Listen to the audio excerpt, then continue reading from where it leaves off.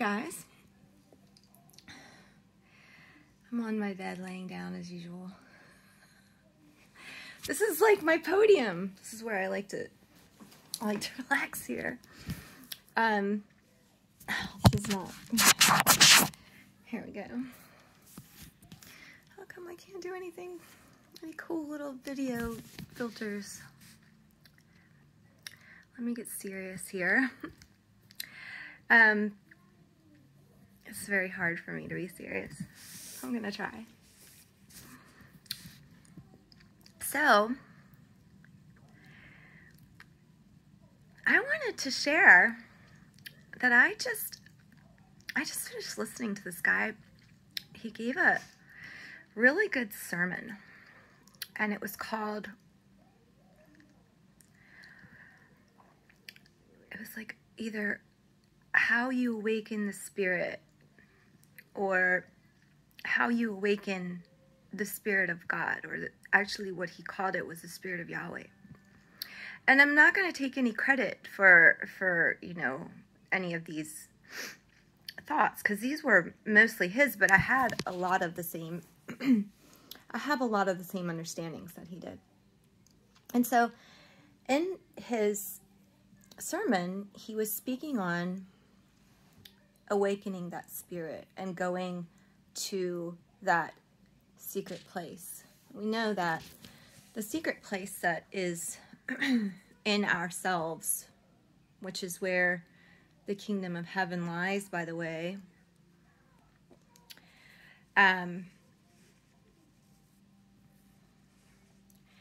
The kingdom of heaven lies within us. And relying on outside or inorganic sources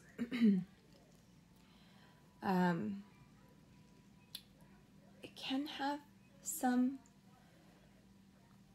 promising effects. But I do believe that the reason why Jesus came here and why he shared time with us here on this earth and walked as God was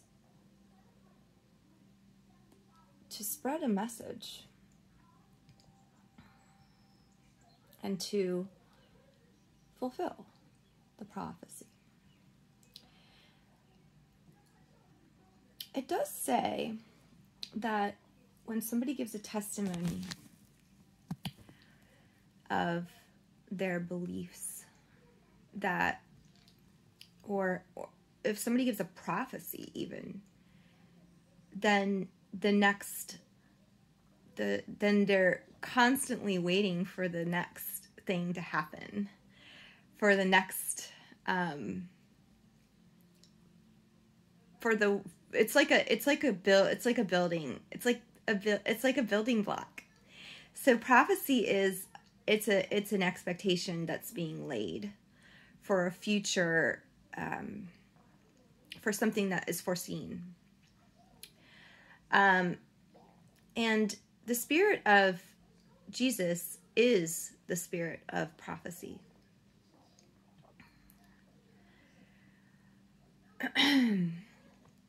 There are false prophets. There have been false prophets that have gone out in the world. And I don't think any one of us can 100% say that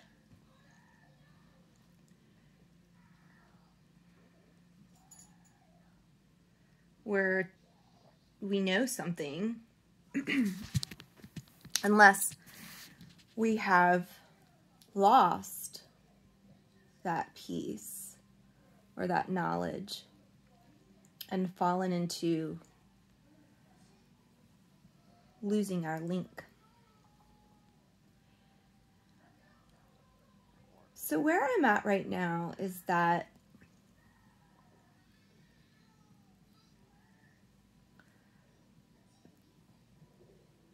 there was a lot of peace in our world when God sent his son.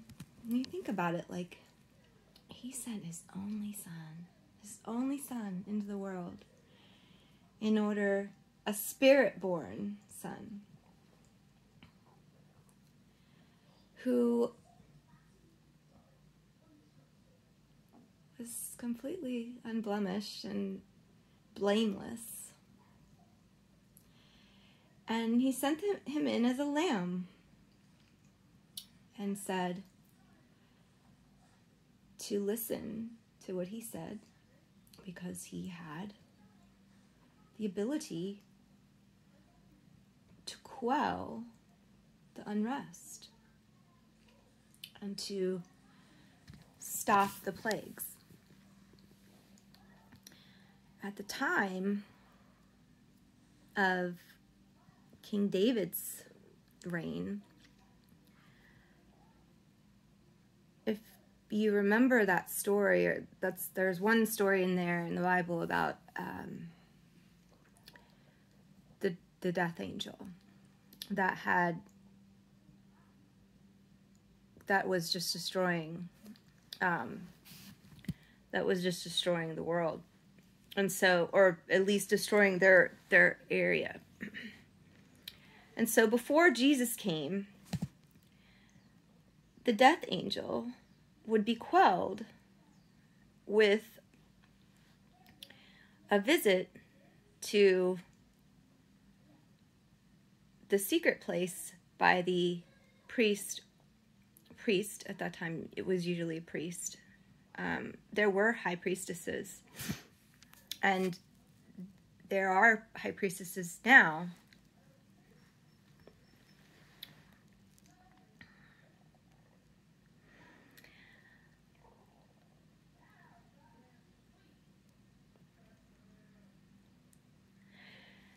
And in my journeys, I will share a little bit about how I awoke the spirit of our internal spirit is Yahweh. It's the spirit that lives inside of you. It's this right here. It's your seat of your soul. And so the spirit of Yahweh is of life.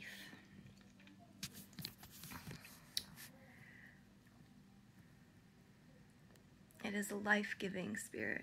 It is joyous. It is life-giving. And it is attained by finding that spot in the void in your meditation.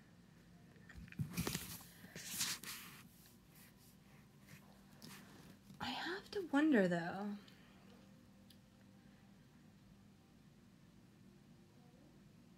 when we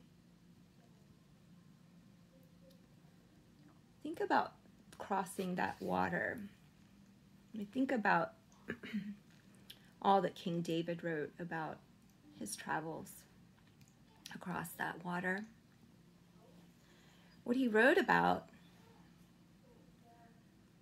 was of riding an ark, or traveling with some kind of animal, usually, is how they did it. So when you think about the spiritual realm, you must remember that it mirrors this earth in some aspects, and there is a nature realm. There's a spiritual realm, there's a nature realm. But in order to get to that spiritual realm, we have a link. And that link, I'll say it again. What lies between us and God is a vast ocean. And that ocean can be crossed. But you have to do it with someone. And so I wonder, when God sent his only son here to die, just to die, to be a sacrifice, I have to wonder, what did those Jews not have? What was their method? They had to have had some kind of method for salvation before those 2,000 years before Jesus showed up. And I wonder, what was their method of salvation? And then I realized they didn't have one, did they? You see, they were sacrificing their salvations. They were offering animals from the nature realm. Let's look at it as a nature realm instead of offering animals on the altar here on this physical plane. Let's think about it as being part of Zion, part of the nature realm, the lower astral plane. Let's think about it in those terms.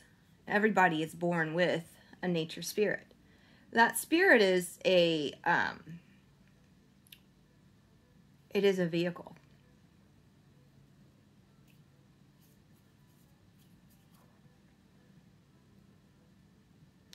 It looks like a chariot. It looks like a ship. It looks like an animal that you ride across. So you don't burn your animal before you die.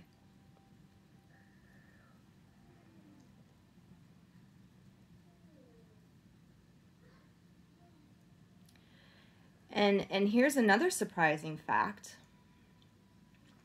That animal will be your polar opposite. And so if your enemy is Jesus, or say you have a hatred, or you have a, not hatred, but how could we ever hate Jesus? But say you have like a, say you have an enemy. Well, Jesus brings you to the Lord's table upon your death. And I could reiterate this because I've been through the death process. However weird that is, but anyway, I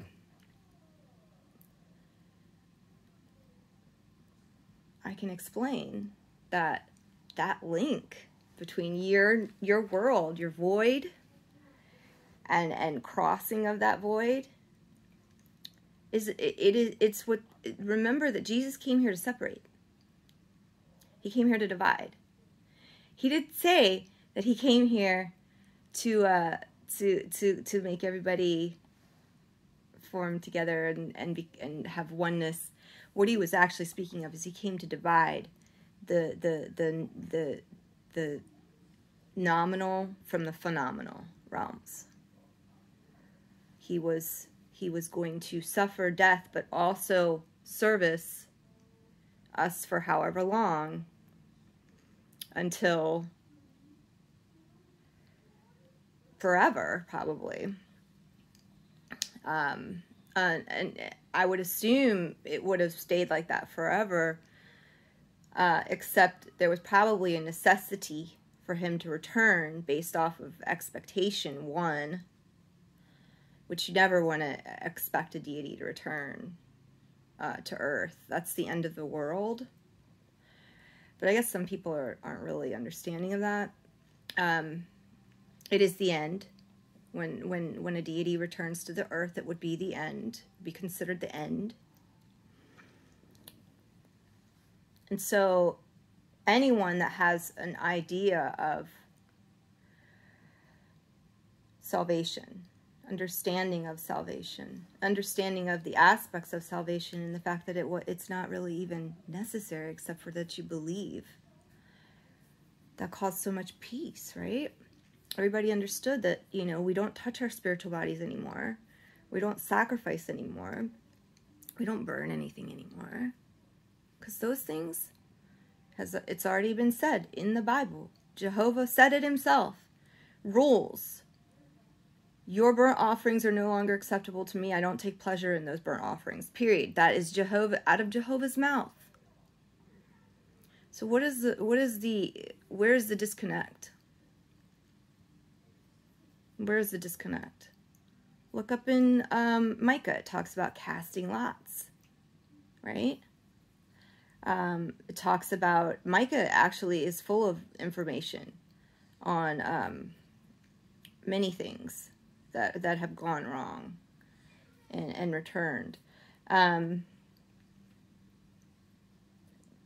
The point I'm making is that offering sacrifice is it upsets the natural order of society, and it promotes something called spiritual inheritance theft, which is actually a sport,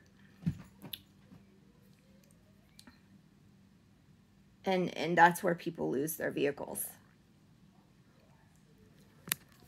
None of that is necessary after the death of our Savior on the cross. None of that is necessary. To put people through something like that would only be for a purpose if you were going to do it. Because the human cannot live without the spiritual body. The human cannot, if you cut off a human from their spirit, they can't actually live anymore. So when doctrines are reformed, that are of sacrifice, I would assume they are mistakes, big time, because it upsets the natural order of our society and promotes, again, spiritual inheritance theft. You remember in the Old Testament that Jezebel was a thief, right? Jezebel slayed prophets. And when they mean slayed, they don't mean physical death. What they're speaking of is slayed, as in their spiritual bodies were actually slayed, because they had the gift of prophecy. And it just so happened that, you know, whatever was informing them had ulterior motives, perhaps, to burn their inheritance up before their time. So remember, Jezebel was a prophet slayer of Jehovah's. She would slay prophets just out of pure, utter hatred. And she also shuts down the gifts that people have and the access to people's spiritual bodies. She shuts it down because she was super big into sacrifice. She actually promoted Baal and Moloch worship, which is that's who you're sacrificing to. If you're going to sacrifice on the physical plane in this lifetime, it's going to Baal and Moloch. Trust.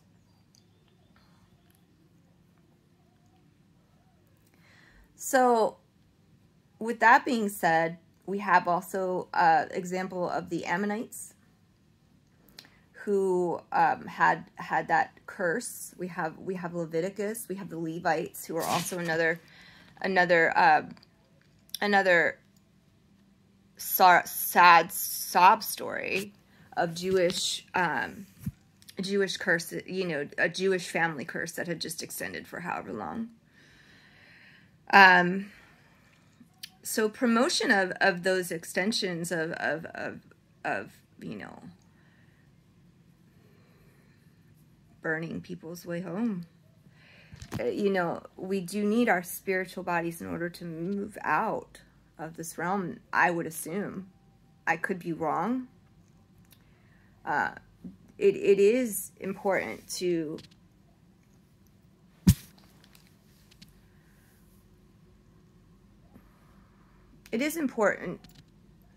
achieve some level of spiritual enlightenment, but when it's forced, it's hard.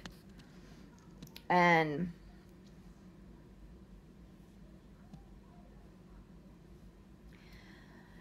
when it's not organic interception, when it's done relying on something outside of ourselves, it's a very uncomfortable place for me to be. It's a very uncomfortable place. Because all of us understand, at least most meditators can grasp the fact that we are aware that the way in to heaven is through meditation. The way into the kingdom is through meditation. Look at my kitty. Here she is. She's such a good girl. That's what I've learned from going in. Jesus was a big meditator. I also think that he was walking in a time when the Kundalini was pretty rampant. It was something that was causing people to die.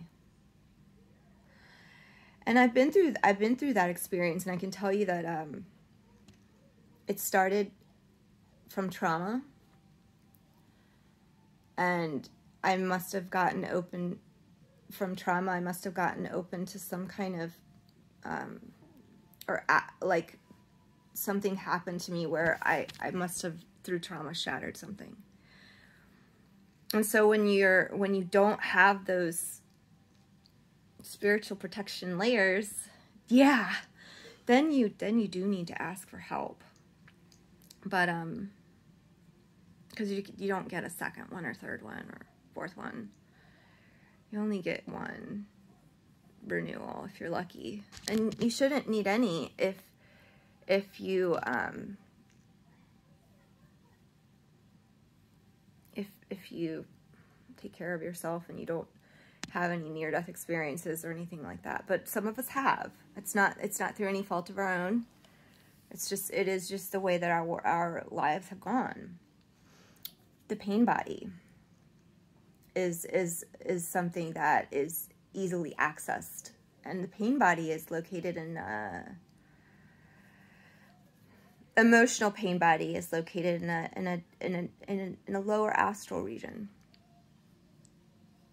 And so I rely on understanding that it was done. It had been done. It was over. And we didn't need to suffer with the Kundalini anymore, because Jesus came.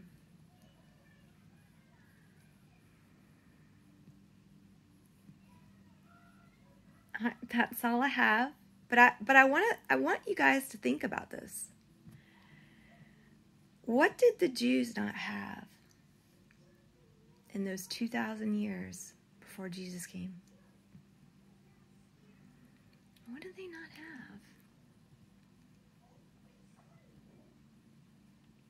that he had to come? Lifeline, maybe? Ability to have seen the promised land but not go. To understand the mechanisms of the promised land but not be able to go there. Remember, Moses had also said,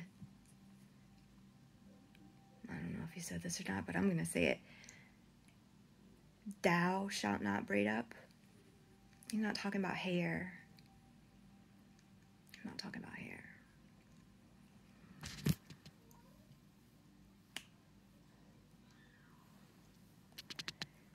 That's it. But I want you to think, I want everybody out there to think about what did the Jews have? What was their reason for meeting Jesus? Think about it. Think about it.